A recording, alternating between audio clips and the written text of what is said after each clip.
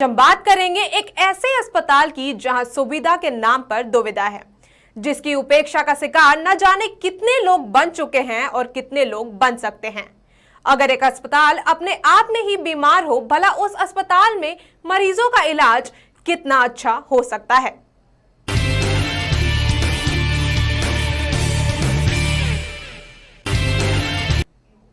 यूं तो धनबाद का शहीद निर्मल महतो मेडिकल कॉलेज अस्पताल रांची के रिम्स के बाद राज्य का दूसरा सबसे बड़ा अस्पताल है, लेकिन आज यह अस्पताल कई तरह की समस्याओं से जूझते हुए खुद ही बीमार नजर आता है, जिससे सरकारी देखरेख की विशेष जरूरत है।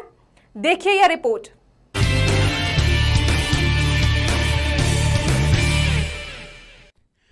यह है धनबाद स्थित राज्य का दूसरा सबसे बड़ा अस्पताल शहीद निर्मल महतो मेडिकल कॉलेज अस्पताल। यहां धनबाद और धनबाद के आसपास के क्षेत्रों के लोग ही नहीं, बल्कि संथाल परगना और राज्य के अन्य भागों से भी लोग इलाज कराने आते हैं।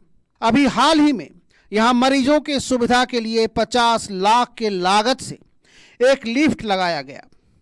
यहां के स्थानीय विधायक ने इसका उद्घाटन भी किया, लेकिन मुश्किल से 1 महीना चलने के बाद ही ये लिफ्ट बंद हो गया, क्योंकि अस्पताल के पास इसके बैकअप के लिए कोई जनरेटर फिलहाल नहीं है। कई बार मरीजों के साथ साथ यहां आवारा कुत्ते भी घूमते नजर आ जाते हैं। ट्रेड बैग जैसा मामूली इंजेक्शन भी यहां जरूरत के समय मरीजों को नहीं मिल पाता है, क्योंकि अस्पताल के दवाखाने में यह अक्सर नहीं होता है। कभी कभी ऐसा होता है कि मरीज उम्मीद से ज़्यादा आ गया, तो सिस्टम क्या, सेंट्रल स्टोर में पहले दवाएं आती हैं, वहाँ से जाती है, हर एक वार्ड की ये स्टाफ सिस्टर लेती है और उसके बाद वार्ड में वितरित करती है। तो वार्ड में जो दवा थी अचानक ख़त्म हो गई, ज़्यादा खर्च हो गया, तब वो रात के समय ख़त्म हो गया तो सेंट्रल स्टोर से निकालना उसमें संभव नहीं होता है, अगले दिन आ जाती है। तो अभी अगर हम लोग कहें कि सांप वगैरह की खतरे की दौर से हाँ, अभी 150 वाइल लिया गया, अभी तुरंत लिया गया है। अभी हमारे पास 150 वाइल उपलब्ध है और बाकी तो दवाई आ ही रही है। कोई दवाई की दिक्कत नहीं, वैसी दिक्कत नहीं है।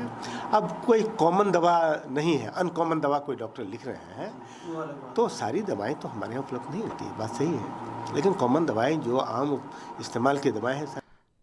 अस्पताल स्टाफ की यहाँ भारी कमी है, जिससे कर्मचारियों पर वर्क ओवरबर्डन बना रहता है। नर्सिंग और डॉक्टर्स दोनों की यहाँ कमी है और अनुबंध पर काम पर लगाए गए निजी नर्सिंग स्टाफ से ज़रूरत के मुताबिक काम लिए जाने से काम की गुणवत्ता और सेवा दोनों ही प्रभावित होता है, और जिसका खामियाजा मरीजों को ही उठाना पड़ता है। आप समझ लीजिए कि 560 बेड का अस्पताल है, 80 बेड का हमारा सर्जरी विभाग है, 125 बेड हमने 130 बेड किया हुआ है, 80 बेड का स्त्री रोग विभाग है। हम लोगों ने 130 बेड किया है, किसी तरह से जगह जगह बना करके। हम जैसे कोई भी खुली जगह लॉबी वगैरह था तो हम लोगों ने किसी न किसी तरह वार्ड बना दिया, तो उसके बावजूद 150 मरीज के लोग भर्ती रहते हैं। मैन पावर था हमारा उसी हिसाब से है। हमेशा नया विभाग खुल रहा है, कर्मचारियों में वृद्धि हुई नहीं है, तो मरीज के रूप में या मरीज के अभिभावक के रूप में आपका कहना ठीक है कि हमें जिस तरह की सेवा मिलनी चाहिए, जितना ध्यान दिया जाना चाहिए उतना नहीं मिल पाता है।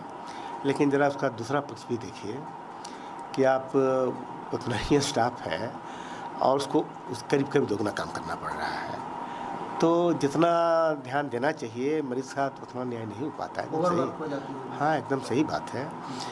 दूसरी बात होती है कि मरीज के परिजन इन सब समस्याओं के साथ ही कई बार अस्पताल स्टाफ्स, खासकर इमरजेंसी ड्यूटी पर लगे नर्सिंग स्टाफ्स मरीजों के साथ दुर्व्यवहार भी करते हैं, जिससे मरीज काफ़ी परेशान हो उठते हैं।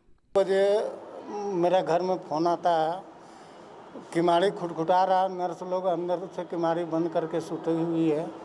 अभी जब सुबह में हम लोग आए घर से, पूछे कि जो रात को नर्स था उस नर्स का बताइए नाम कौन था और उसको बुलाइए। उसके बाद हम लोग उससे पूछेंगे कि आप काहे ने खोले और काहे ने मरीज को देखें। तो अभी का शिफ्ट का जो है, इससे अभी हम बोले कि जो है रिपोर्ट है वो दीजिए, हम जाएंगे विधायक जी से कुछ मदद मांगेंगे। आपसे ये नहीं मांग रहे हैं हम मोबाइल में फ़ोटो डालने, तो बोलता है ये मेरा रूल नहीं है।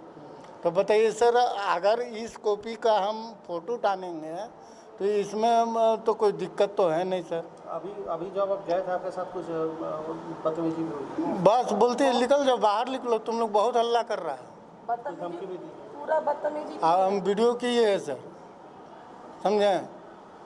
अब पूछिए मेरे वाइफ मेरे भाई क्या धमकी दे रहा है? कि मेरा रूम से निकली, यहाँ पर ये सब बोल रही थी। तो ये बोला भी कि ऐसे क्यों बोल रहे हैं, आप लोग का रूल नहीं है बाहर निकालने का। तो बोला कि नहीं निकलो नहीं तो कंप्लेन करेंगे, बहुत सारा बात बोलने लगा। तो यही बोलने लगा कि हाँ ऐसे नहीं बोलिए, तो पूछिए इसी से पूछिए, सब बात बताएगा। अस्पताल अधीक्षक भी ये स्वीकार करते हैं कि ज़रूरत से कम स्टाफ होने के वजह से नर्सिंग और अन्य स्टाफ्स लंबे समय तक काम का दबाव झेलते झेलते कई बार आपा खो बैठते हैं और वे लोग मरीजों से दुर्व्यवहार कर जाते हैं।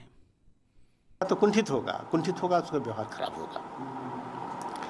दूसरी तरफ मरीज की तरफ होगा कि मरीज का केयर कम होगा, वो मरीज को इग्नोर करेगा, तो नुकसान तो दोनों को होता है।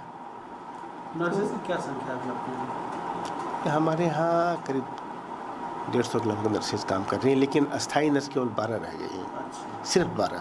बाकी सब सब अनुबंध वाली हैं।